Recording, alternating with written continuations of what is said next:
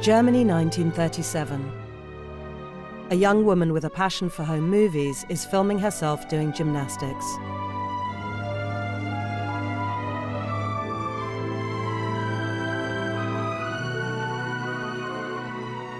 She is full of hope for the future, convinced her beloved Germany is on the rise again.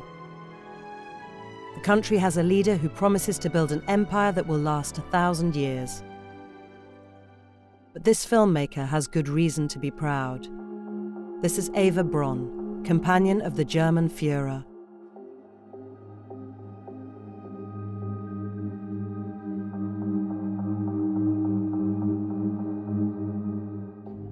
Her viewfinder is trained on her idol, Adolf Hitler.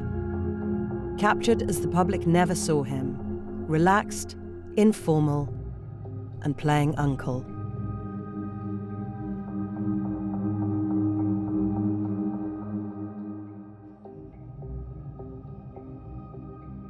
But Braun and Hitler were not alone in their love of home movies.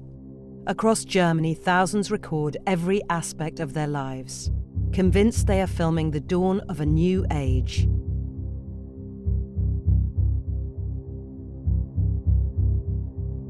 Others record their thoughts in diaries.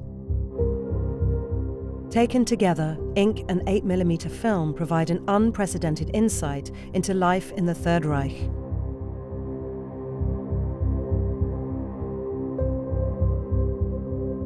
The footage and diary extracts come from civilians, but also from Nazi groups, firemen and soldiers.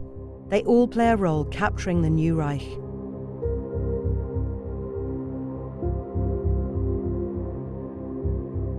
We know how this story ends, with Hitler and Eva Braun dead and Europe in flames. As Germany lay vanquished, much of this footage was hidden away, a reminder of a time most want to forget.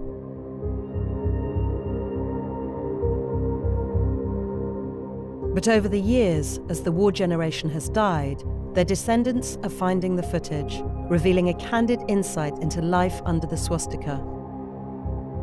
This footage has the power to surprise and shock, while also showing how ordinary Germans experienced Hitler's war. But it also poses a question. What did the ordinary Germans know about the things being done in their name? This is more than just an archive of domestic amateur film. It depicts life around the edges of the darkest moral catastrophe the world has ever known.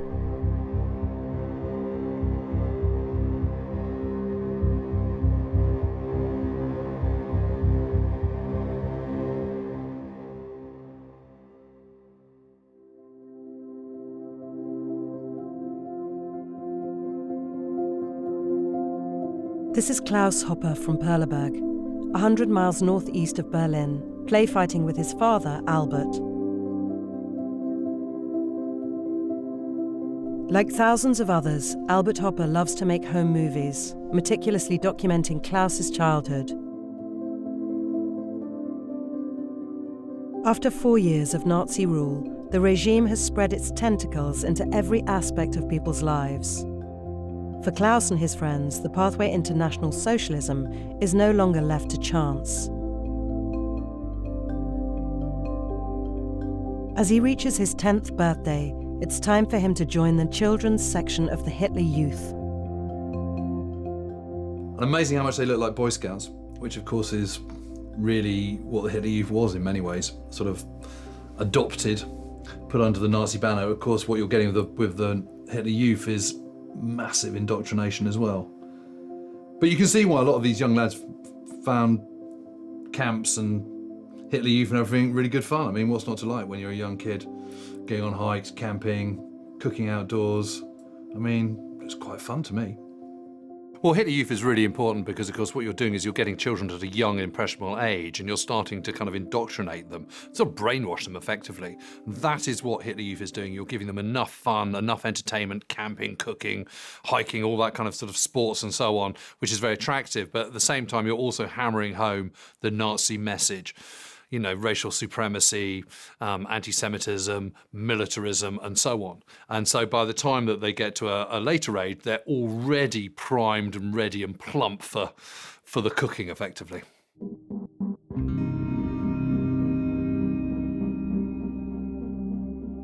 The Hitler Youth has been around since 1926, but in 1936 membership for boys like Klaus became mandatory.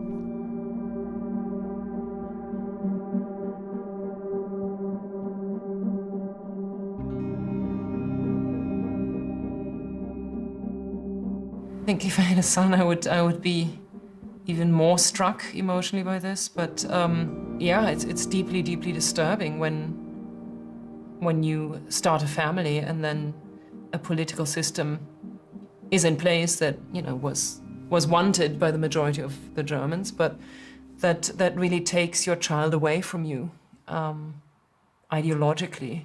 It must have been very disturbing to some parents, if they had a more critical mindset, to see their child come home, say things that, were completely different from your own ideology.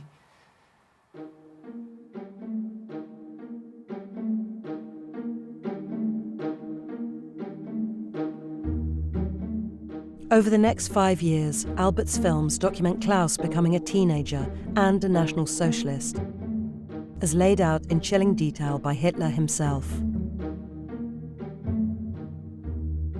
Our youth shall learn nothing but to think and act German.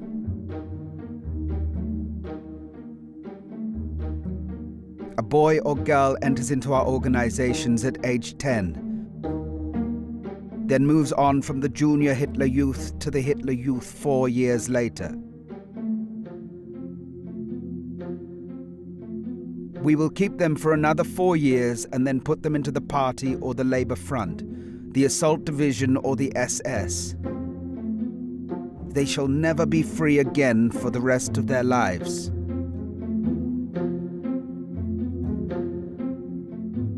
In 1943, Klaus, just 15 years old, will be sent to man an anti-aircraft battery 100 miles from home.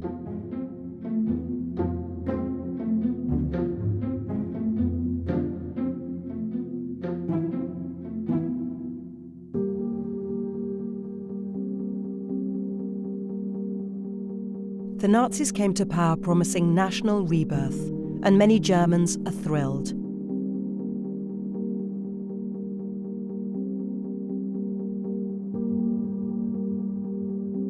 New autobahns snake their way across the country, a potent symbol of a modern nation.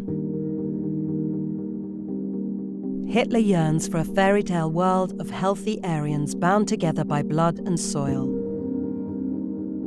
But there is an unrelenting hatred directed at one particular group: Germany's Jews. The process of demonizing the Jews started immediately after the party came to power in 1933.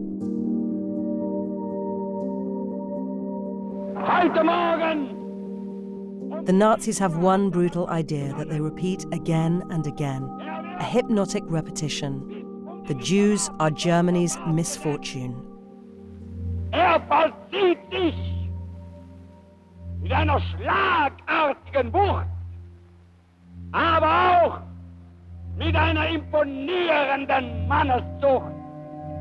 Und unser Führer, Heil! Heil! Heil! Germans grow accustomed to the sight of paramilitary brown shirt thugs harassing Jews and vandalizing their businesses.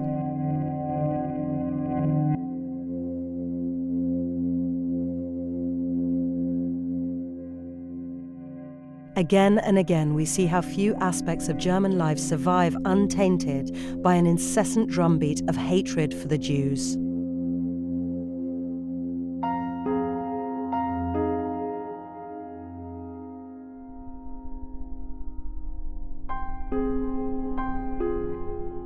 The Nazis have taken control of the carnival associations.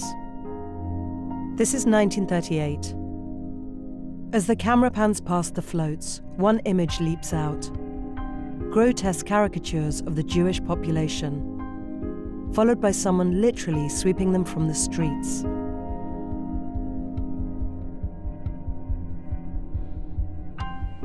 Well, anti-Semitism is quite deeply entrenched throughout Europe at this time. It's not something that's peculiar to the Nazis, but it is a very strong part of their ideology. But how that anti-Semitism manifests itself isn't immediately apparent, and it's not until the Nazis actually get power that they start to implement anti-Semitic laws. The Nazis proceeded by passing just hundreds and hundreds and hundreds of laws and edicts and regulations, and there's a book was published that compiles them all, just the anti-Jewish laws, and it comes to 500 or 600 pages. So just hundreds and hundreds of them, and they were, very many of them were so incredibly mean-spirited to attack the dignity of people by not letting them own cats or taking the radio away or making them give up fur coats or whatever. These very, very petty, horrible, spiteful attacks. For individual Jews living in Germany, it is a bewildering experience to be on the receiving end of such state-sponsored malice. One such victim is Jewish professor Victor Klemperer. Well, Victor Klemperer was an amazing figure. He was born in Germany, Jewish, very, very well-traveled, well-read, tremendously sophisticated. He married a non-Jewish woman, and he had a job at the university in Dresden, and he was injured in World War I. In some cases, as very specific cases, if you were a World War I veteran, particularly if you'd received a decoration, you were sometimes treated a little bit better than other Jews who hadn't fought in World War I. He becomes one of the most prolific but also amazing diarists of the rise of Hitler, of the rise of fascism, and of the Third Reich, and how it was to experience and witness the increasing persecution of the Jews in Germany, for example, but many, many other things besides.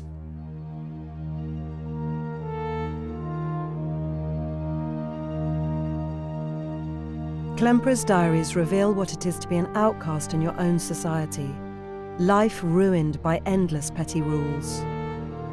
He writes with a finely tuned ear for the language of Nazi cant.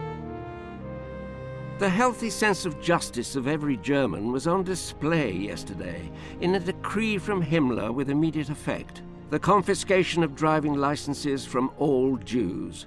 Justification? Jews are unreliable and therefore should not be permitted to sit behind the wheel. Also, allowing them to drive offends the German community of road users, especially as Jews presumptuously make use of the Reich highways built by German workers' hands. While life for Klemperer grows unbearable, for the Nazi faithful, things could not be better.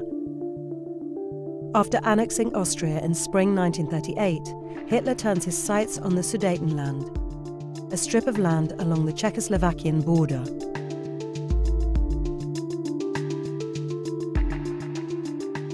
The map of Europe, and Central Europe particularly, is completely redrawn in 1919 with the Treaty of Versailles following the end of the First World War. One of the creations is Czechoslovakia, and within Czechoslovakia, particularly along the German border, is an area where there are predominantly German-speaking people. You can understand why Germany would want, in the late 1930s, to take that and have that incorporated into Germany's borders.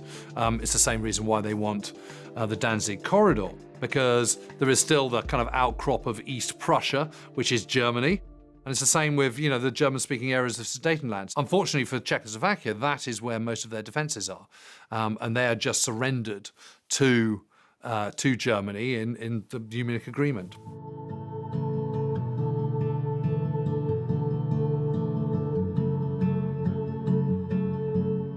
The British and French allow the invasion to proceed. For those now under Nazi control, the future is uncertain.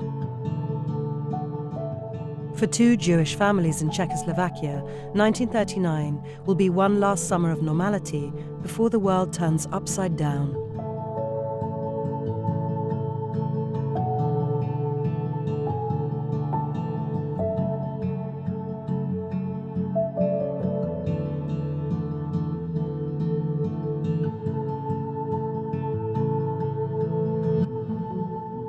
This is the Lederer family from Prague.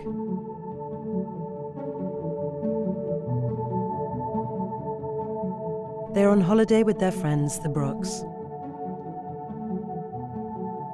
The father's name is Robert. His wife is Rose. Their 2 children are Nina and Peter. The children can have no idea of the potential danger their family now faces.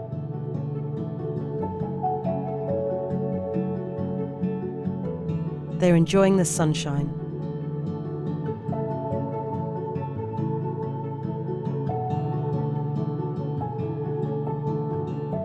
The adults seem relaxed.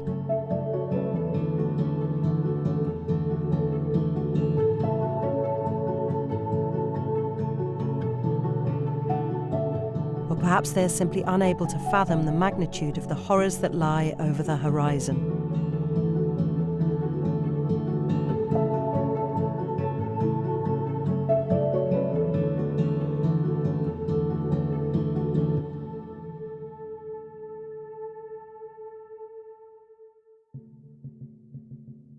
As the summer fades, Hitler invades Poland, and British and French patience comes to an end. We are used to hearing Chamberlain announce that Britain is now in a state of war with Germany. The Germans learn about it very differently. Diese Wiederherstellung der Ehre unseres Volkes ihren äußerlich sichtbarsten Ausdruck fand in der Einführung der Wehrpflicht, der Schaffung einer neuen Luftwaffe, dem Wiederaufbau einer deutschen... This footage was taken on the 1st of September 1939. Hitler can be heard to say, "Since 5:45 a.m., we have been shooting back."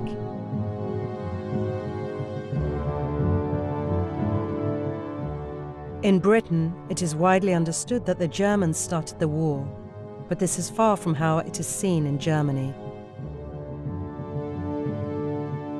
German propaganda was to try and stitch up the Poles and say, you know, they've been provoking us and all the rest of it. And there was the kind of sort of fake attack on the radio station by German SS troops who were dressed up as Polish troops to kind of make people think, you know, look at this outrage, they started it first, all the rest of it. But, you know, there is this other point that Western Poland was largely dominated by German-speaking people that had been within, you know, East Prussia back up until 1919. The Danzig Corridor had been part of Germany up until 1919. And a lot of Germans think, you know, hang on a minute, you know, that was stolen from us. It's German-speaking peoples, they should be part of Germany. It's only right that we should have us back. And so most Germans felt that the invasion of Poland was entirely justified. Even on the 1st of September 1939, when the Germans do invade Poland, in Germany, that's not treated as the outbreak of war proper. It's treated as a police action, as retaliation for Polish incursions on the border, for Polish treatment of ethnic Germans in the western borderlands, and not as an outright invasion, let alone a planned imperial expansion.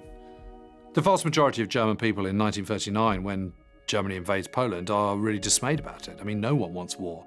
The whole point, you know, they've lived through the First World War. Most, you know, adults can remember the First World War and they don't want to have it again. They don't want their children growing up and having to fight in another war.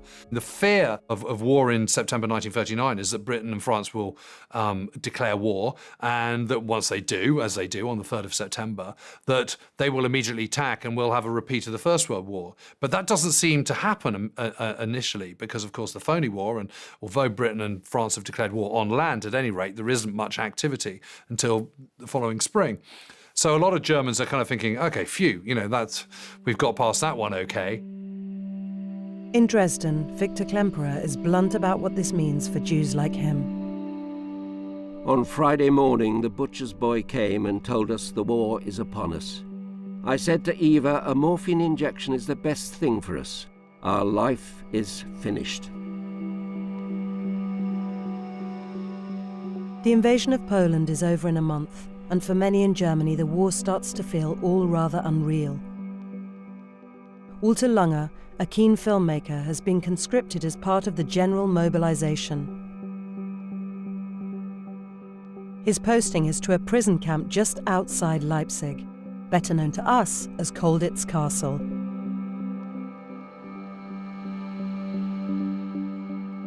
Colditz is home to Polish prisoners of war, and the furtive shooting angle suggests he isn't really supposed to be filming this. For Lange, the war is a good excuse to mess around while playing soldiers.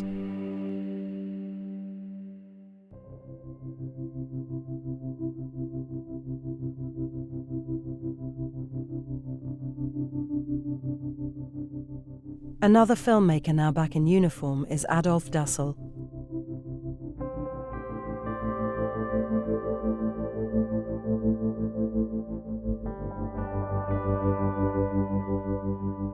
Dassel fought in the First World War.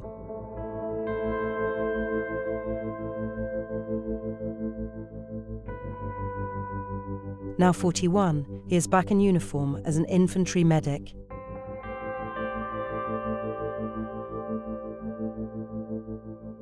His camera captures a vivid sense of life during the winter of 1939.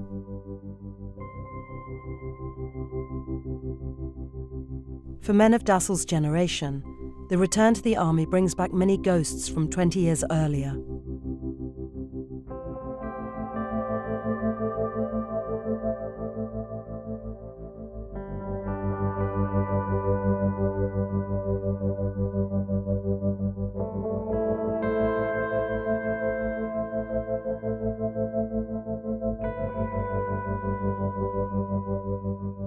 The Germans make their move on the 10th of May 1940.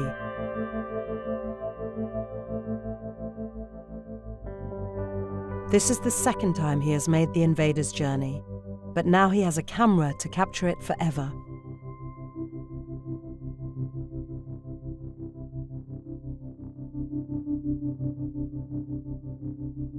What he sees is a far cry from the picture we usually have of the fabled German blitzkrieg. Germans on horses, you see, you can tell this is a private video because if it was a public video, Germans wouldn't allow you to see. On Die Wochenschau, on newsreels sent out around the world, you wouldn't be seeing German troops on horses, you'd see them on machinery.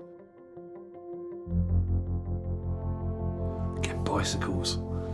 Germans had lots of bicycles in France and lots of horses, lots of surrendered troops.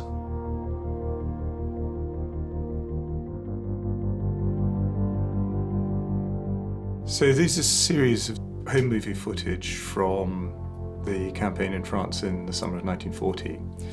What's interesting about it is the sense of orderliness as the Germans march in, and also orderliness as the French surrender. French prisoners of war here. Their ridiculous long wool coats, which are just so ill-suited for the job. Left over from the First World War. They've hardly even got their uniforms dusty.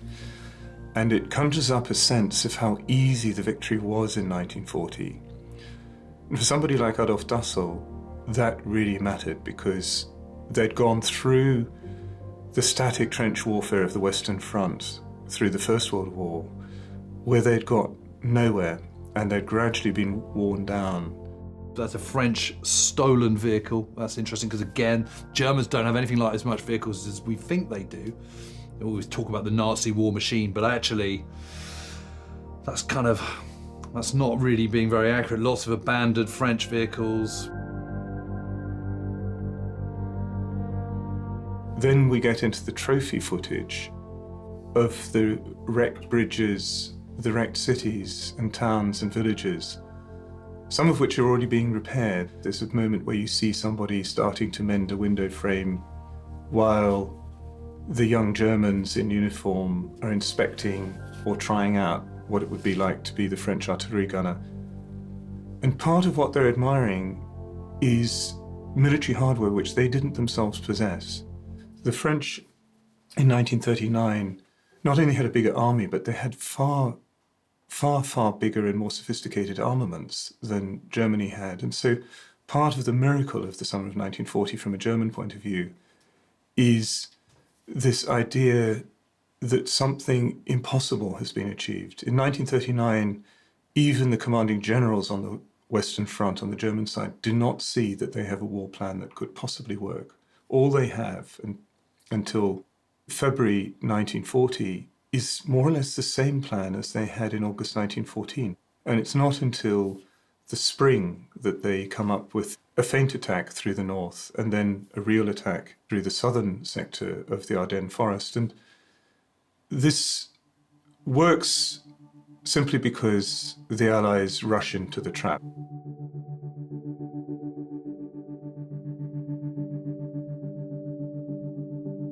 Well, it's amazing to see immediately the 14th General Hospital, because obviously it's a British hospital, there's shrapnel marks on it, and actually my best mate's father was a doctor who managed to get away, and I kind of wonder whether this is the sort of place he was working.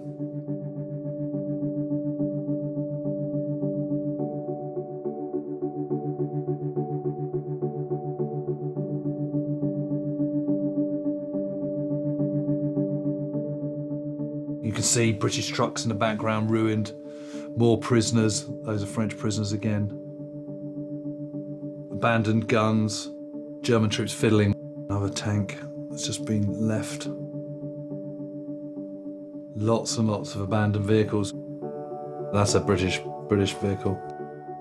Sense that you get as you see these kids all cramming onto their tiny tracked vehicle with their trophy dog brings out the absolute euphoria and the sense of elation that they've achieved something miraculous.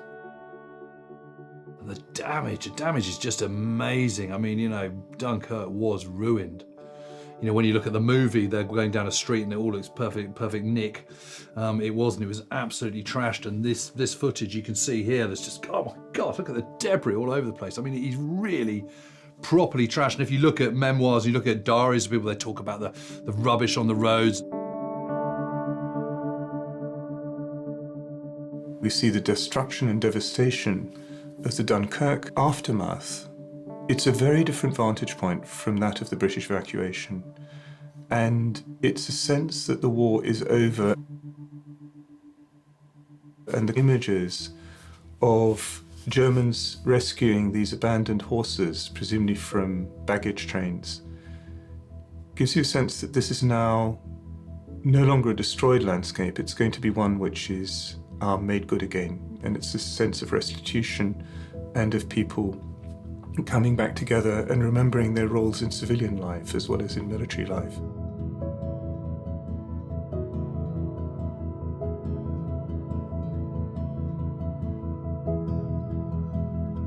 And here we are back on the seafront.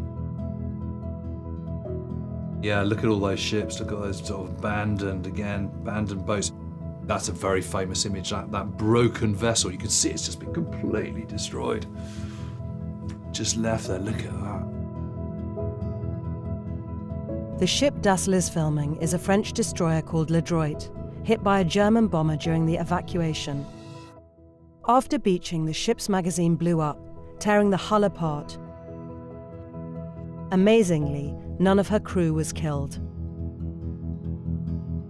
And again, when you see it for footage like this, don't know, it just sort of, it strikes home a little bit more than just a black and white photograph, stilled picture. Really properly wrecked, blimey. I think what matters psychologically and emotionally for Germans as a population, both civilian and military, is this sense that the war is actually won now. The war is over. And they cannot believe that the British don't give up.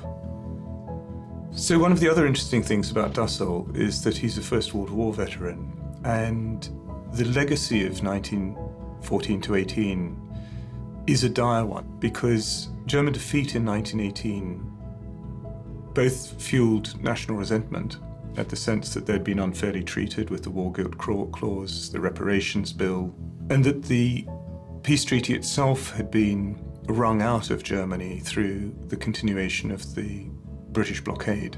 And so part of the euphoria and relief in this footage of having driven the British off the continent, having conquered France, Dunkirk in a sense is the final victory of this war, as it should be. That is really palpable. It confirms a sense of intergenerational responsibility that Dassel belongs to the generation which lost, and now he belongs to the generation which has won. On the 6th of July 1940, France capitulates. The Führer parades himself on the streets of Berlin, lovingly captured by Eva Braun. Her relationship with Hitler is a secret closely guarded from the German people.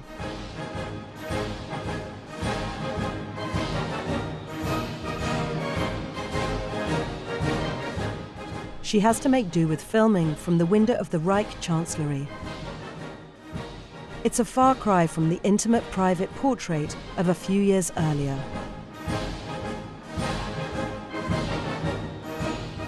Keen diarist Julius Putfaken, born in 1877, applauds the news of victory in France.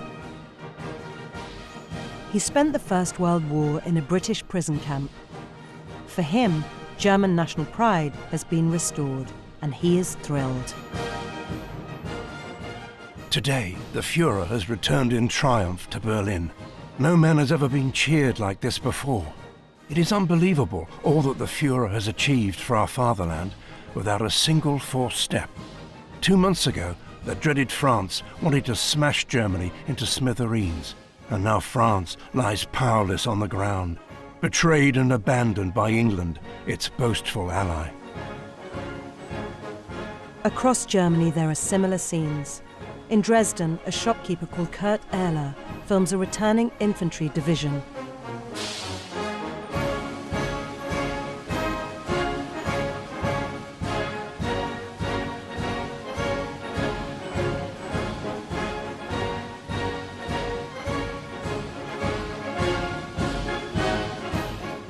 For Jewish diarist Victor Klemperer, the news brings only despair.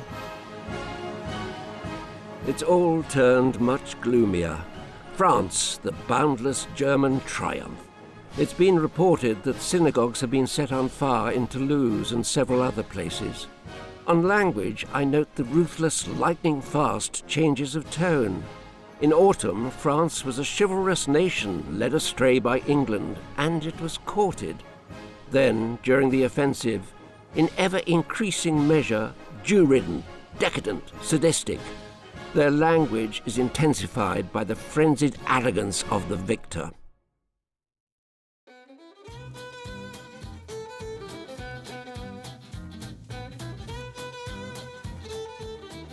The conquering Germans have the playground of Paris at their mercy.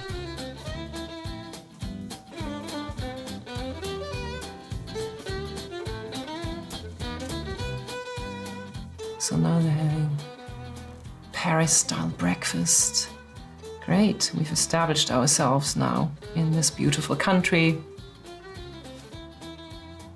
Yeah, the fashion, horse racing, everybody's having a great time. What fun we're having in Paris. Why not? The city of gaiety and jollity, of arts and music. And these French people seem okay about it, don't they?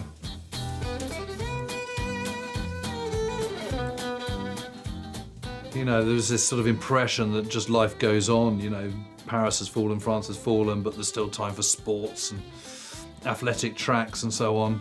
So Luftwaffe officers here. And it seems like they're trying to adopt that culture that they secretly admired. Yeah, I mean, this is pure propaganda, obviously. Excursions on the boat. And again, always this facial expression of being really pleased with yourself.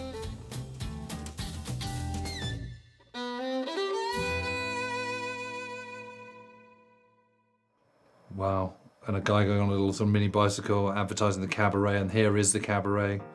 Again, it's just this sort of suggestion that nothing's really changed, you know, it's just gone from French control to German control, but Paris is still unmistakably Paris.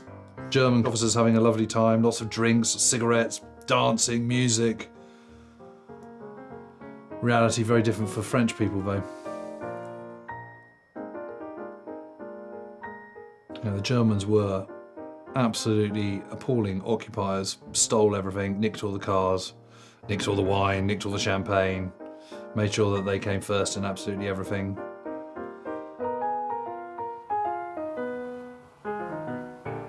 It makes you feel really angry. I've got to say, if I was a Frenchman, I was watching this would just be making my blood absolutely boil. And you can also understand when you see footage like this of Germans kissing French girls and so on, and everyone having a lark and raising bottles of champagne. You can see why, at the end of it all, those who suffered were not massively impressed by those who'd collaborated. Yeah, I don't know. I mean, it's just disturbing. Throughout 1940, there is a feeling that Hitler can do no wrong. But for diarist Julius Putvarken, Britain's refusal to negotiate is beyond the pale. We Germans love the Führer ever more deeply and thank him for what he has done for our people. To us, he is a gift from God. Even though we thought the end was close after the armistice with France, it will not come to an end with England. Churchill is a ruthless sneak, propped up by Jews around the world, especially in the USA, who long for financial dominion. Yet while Putvarken fixates on war with Britain, Hitler's gaze turns to the nation that has obsessed him his entire political life, the Soviet Union.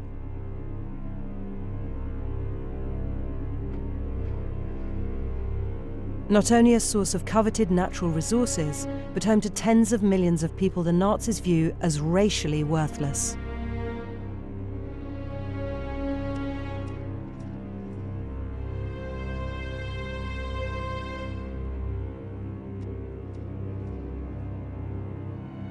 This is Helmut Mackemer, a medic in a panzer unit.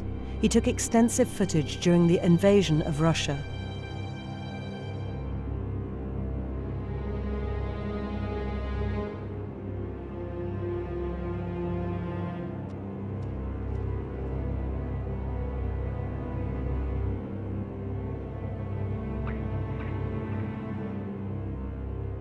It's really interesting how the Germans perceive the invasion of the Soviet Union. But the truth is the Germans don't really have any choice, or Hitler doesn't have any choice in the matter. You know, they've had their victories, they've rampaged these occupied territories like kids in a sweet shop, and by the end of 1940, the cupboard is pretty much bare. So what are you going to do? You know, if you can't actually manufacture because you're manufacturing for your own war effort, you can't sell it, and you can't actually get anything in, where are you going to get this stuff? Well, you have to go and get it, and there's only one place where this can be got from, and that is the Soviet Union.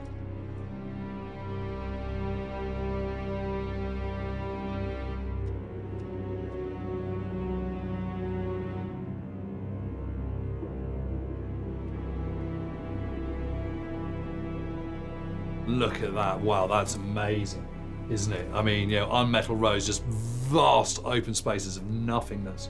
And this is a problem because literally the wheels start to come off because the distances are just so great.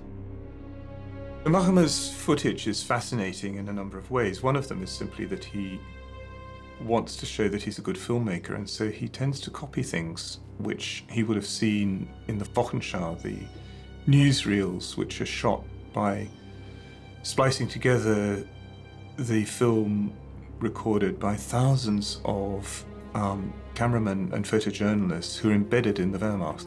But in most cases, even serving soldiers go and see film footage of where they've been when they're on leave. They find confirmation of themselves and confirmation of what they've done by looking at footage like this. I mean, that is, for me, that's in my mind's eye, that's what I'm thinking about when I'm thinking about the absolutely insane decision to go into the Soviet Union. I mean, that vast open space, you know, problems. I mean, this is not an easy thing to get across. It's a dried riverbed. You can see it's summer, there's lots of dust. There's a Panzer Mark III. The problem is you've got to keep these vehicles going in the field and over vast distances where there's no infrastructure, there's no workshops and stuff. You know, how do you repair them? Lone cow standing pathetically by a burning village. It's just so counterproductive, and it's a reminder that this is an ideological war suddenly. And we're into the morass, and we're into the torching of village houses. And even this is sort of posed for the camera as the man with the flame looks back over his left-hand shoulder at the camera, which is lingering on him, and he's lingering on it. And so there's a sense, not that this is a covert activity, but that it's part of what you would do. And this is what they do all the way through. And of course, it means that the liberating Red Army troops, as they come back westwards, find destroyed village after destroyed village. All they see is the brick chimneys of houses which had stood there because the wood and the thatch and everything that was flammable has gone. Again, no asphalt on the roads, lots of Soviet prisoners. Massive problem, because what do you do with them all? You know, there's almost half again what they're expecting. And the clusters of Red Army prisoners in the snow, sitting outside with no cover, no accommodation, insufficient food, and they gradually collapse and is filmed as dead prisoners. There's no sense that the Germans should have provided better. Although the victories are enormous to start off with, nothing less than total annihilation of the Red Army will do. There is no alternative. This is an ideological war, not just a war of military conquest. And the violence which is unleashed right from the outset, that the moment they go in, the burning of villages in Ukraine and so on, and Belarus and all the rest of it, and in the Baltic states, that just sets the bar. And it means that nothing less than complete conquest will do. This is, of course, the story of the first 6 months of the Soviet campaign, where over 3 million Red Army prisoners are taken by the Germans with no provision for how they'll be treated. And by the end of 1941, nearly 3 million of them have starved to death, and terrible acts of cannibalism, but also acts of starvation, acts of disease, and of random executions by the Germans have gone hand in hand with that horror.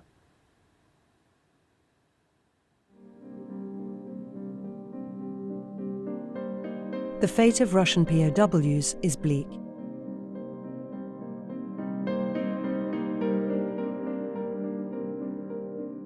Race and race hatred are at the core of Nazi ideology, and now they have millions of their Slavic, Bolshevik, and Jewish enemies at their mercy. This amateur footage was filmed by a member of the Luftwaffe's 51st Fighter Group. His camera captures what the relationship between conquerors and conquered really entails. Leaning on the windowsill, ultimate imperial gaze of power, of condescending to have his palm read by the local gypsies, encouraging, possibly even forcing one of them to dance semi-naked. They give a palpable sense of what it meant to conquer the East. And Germans have been told for generations that Russia was barbaric. And the Nazis added layers to this. They added the layers of anti-Semitism, they added the layers of anti-Bolshevism. But underneath it, there's still a fundamental sense that this is an alien and inferior culture. And in that few frames of sitting on the veranda, condescending, looking down at the people you've just conquered, but knowing that they are both exotic and inferior to you, you see all of those thwarted ambitions of Germans to be colonists, of people who'd lost their own colonies in 1918, and yet see the possibility of living this out in some vicarious way in the East. It's like they're suddenly in their own museum of ethnography. And that tipping of condescension into atrocity is very easy, as we see. And partly it comes with the idea that these are not people who are individuals. They don't have individual conscience. They don't have individual soul. They don't have artistic depth. They've been hammered into a collective under the blows of Soviet rule. And so the only way to treat them is also as a simple collective. Following behind the frontline troops are SS units on a mission to kill all the Jews and communists they can find. This footage was shot by a soldier called Reinhard Wiener in Latvia at the far north of the invasion. The phrase "the Holocaust by bullets" is actually extremely important if you want to understand what took place once the war started. And it refers to the fact that for quite a long time after the invasion of Poland and even the invasion of the Soviet Union, most of the killing was done face to face. So they would round up groups of Jews, march them out of their village into a forest, and then shoot them. So at least half the people who were murdered in the Holocaust were murdered in that face-to-face way. So the idea that the Holocaust is entirely a sort of industrialized process is very misleading. But at least half the victims were kind of walked into muddy fields and just saw their killers down the barrel of a gun. This was a terrible, brutal, a despicable phase of Barbarossa, of World War II, that's not so well known.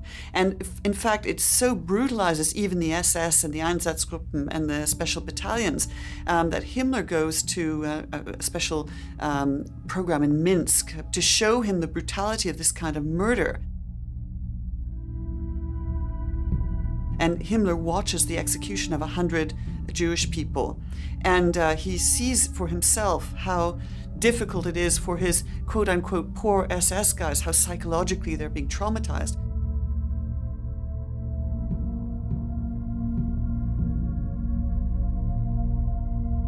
Moving toward the creation of the extermination camps is not because it's going to be more humane to the victims. It's because it's seen to be more humane to those who are being asked to do the killing. But in 1941, in the invasion of Soviet Union, it is pistols out, it's machine guns, it's gallows up. I mean, you know, what's so amazing about that footage is just how medieval and barbaric it is.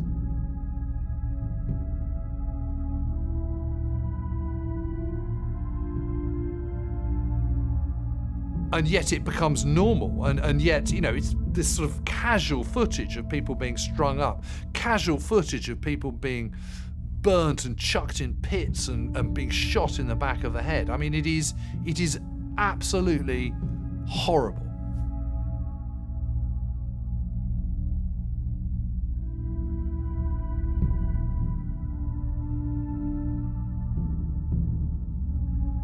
And we have a school teacher from Eichstätt, who writes home to his wife about the terrible images that he's seen. He doesn't describe them to her in the letters, he does in his diary. He promises to tell her everything when he's at home with her.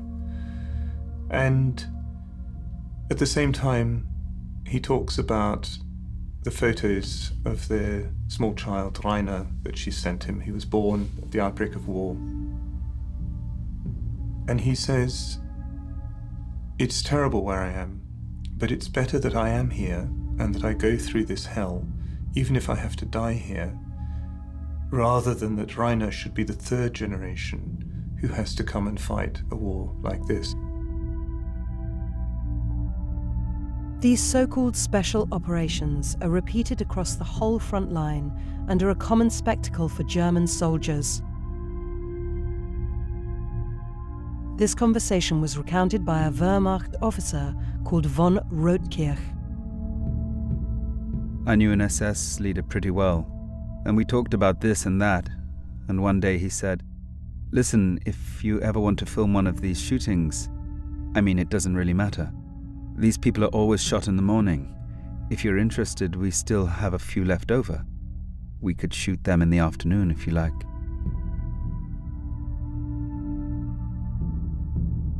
In time, even the population back home begin to learn what is being done in their name.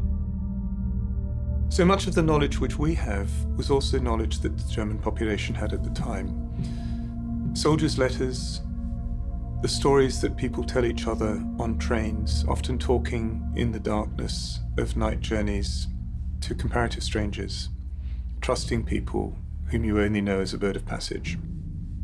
But also the photography, the photos that soldiers take of atrocity sites, of the mass hangings, the mass shootings, the open graves, the ditches being covered in lime and then shoveled in by local Soviet civilians afterwards. These are images which were not kept just at the front, because the films themselves, the photographic 35mm film taken on the first SLR cameras, were Leicas. They were sent back in little aluminium film canisters with letters and parcels from the front to be developed in the local town, in the photo studio, sometimes in the pharmacy. And the prints of the photographs were seen on the home front before they were sent back to the men who'd taken them. And yet, what we have to think of is their provenance at the time. They were known, and they were part of a spreading knowledge, a web of knowledge, of mass eyewitnessing, of mass executions in which between 1 and 2 million of the Jews who fell victim to the Holocaust were killed in this way on the Eastern Front. And there was no secret about this. These were not secret death camps to which no unauthorized eyewitnesses could visit. They're endlessly visited. And by early 1942, Germany is awash with stories and rumors about what is happening to the Jews.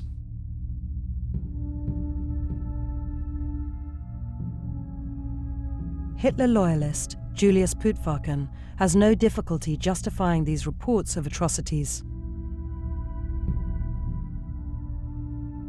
The Jews are particularly hated.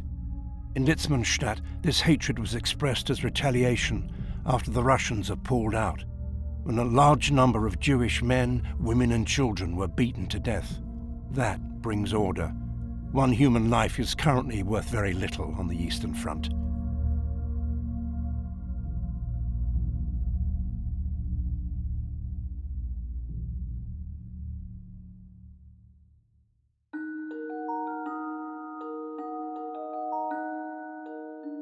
Hitler's invasion of Russia needs to be over quickly. The Germans cannot sustain a war of attrition. This desire to get it over with leads Hitler to one of his greatest moments of hubris. As his forces approach Moscow, he gives voice to his most heartfelt wish. I declare today, and I declare it without any reservation, that the enemy in the east has been struck down and will never rise again. But it was not to be. This footage is by an amateur filmmaker in a panzer unit 70 kilometers from Moscow.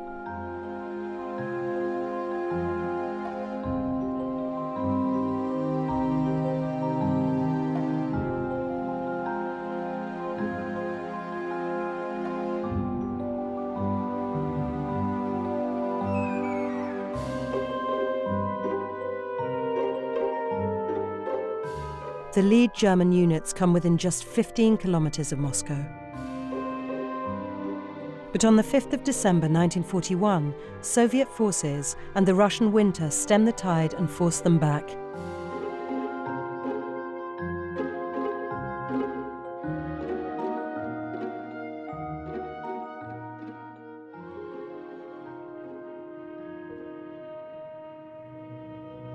Two days later, the Japanese launched their attack on Pearl Harbor.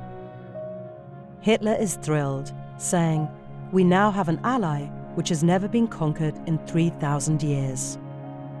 4 days later, Hitler declares war on the United States. It will prove as catastrophic a miscalculation as his invasion of the Soviet Union, and all hope of a swift end to the war is gone. This afternoon, Germany declared war on the United States, which the Führer justified in one of his great speeches. This gives us clarity, and the mood is calm and confident. But there will be heavy fighting before we win peace and victory. Hitler also announced the Russian winter would interrupt the fighting in the east. How much noble German blood has flowed there, against these Soviet beasts.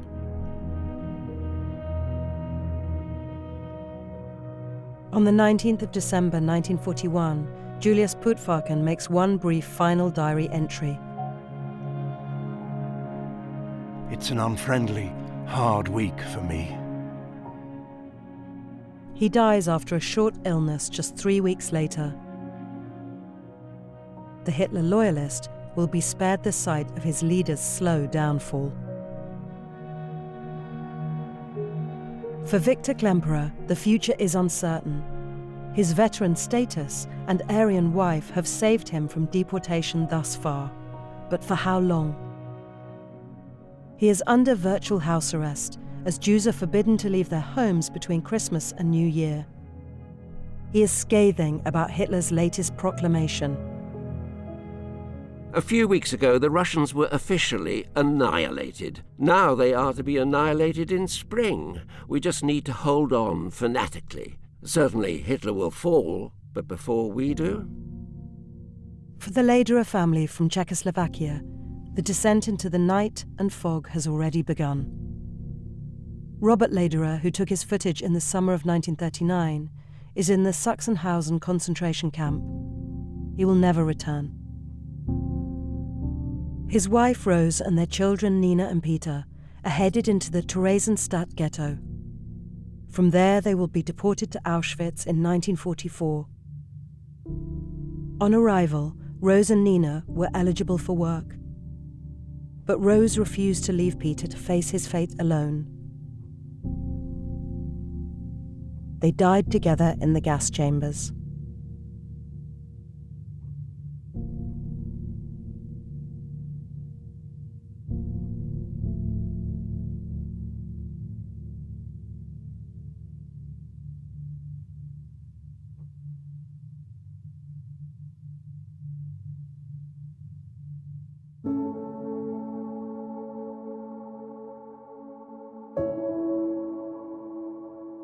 In the next episode of Lost Home Movies of Nazi Germany, cracks are starting to appear. The Allied bombing threatens the very future of the Reich. And life for internal enemies of the Nazis becomes unbearable. One soldier hatches an audacious plan to save his Jewish wife. This is my father now, who is just giving narcosis to a wounded man, you know. Yeah. While from Holland to Stalingrad, Normandy to the final desperate stand, home movies chart Germany's slide towards ruin.